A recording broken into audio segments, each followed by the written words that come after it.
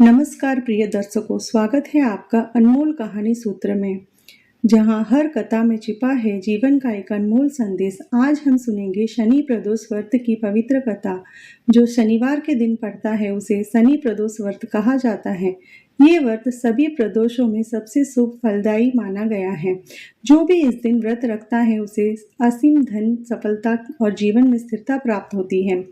प्राचीन समय की बात है। एक नगर में एक धर्मनिष्ठ और दयालु सेठ रहता था।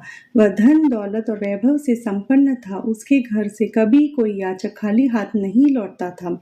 सबको दान देने वाला वह सेठ स्वयं भीतर से बहुत दुखी था, क्योंकि उसके कोई संतान नहीं थी। वह और उसकी पत्नी इसी पीड़ा से दिन रात दुखी रहते थे। एक दिन दोनों ने तीर्थ यात्रा पर निकलने का निश्चय किया। सारा कार्य अपने सेवकों को सौंपकर वे यात्रा पर निकल पड़े।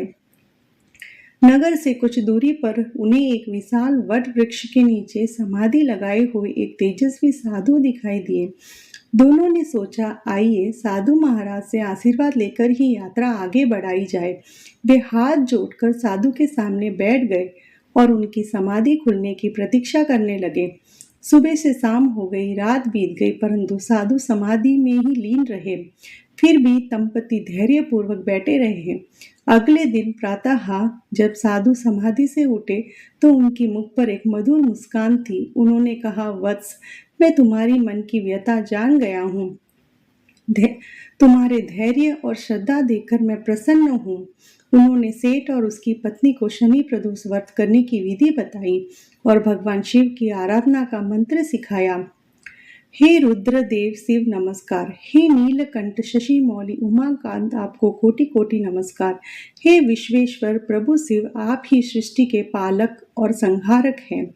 साधु का आशीर्वाद लेकर दोनों घर लौट आए और विधि पूर्वक शनि प्रदोष व्रत का पालन करने लगे। कुछ ही समय में भगवान शिव की कृपा से सेठ की पत्नी ने एक सुंदर पुत्र को जन्म दिया। घर में हर्ष और सुख की लहर दौड़ गई। जहाँ पहले अंधकार था, वहाँ अब खुशियों का उजाला फैल गया। इसी कारण कहा गया है, जो श्रद्धा और विश्वास से शनि प्रदोष व्रत रखता है उसके जीवन के सभी संकट दूर हो जाते हैं, अवरोध मिटते हैं और भगवान शिव उस पर अपनी कृपा बरसाते हैं। कथा सुनने और सुनाने दोनों का ही कल्याण होता है।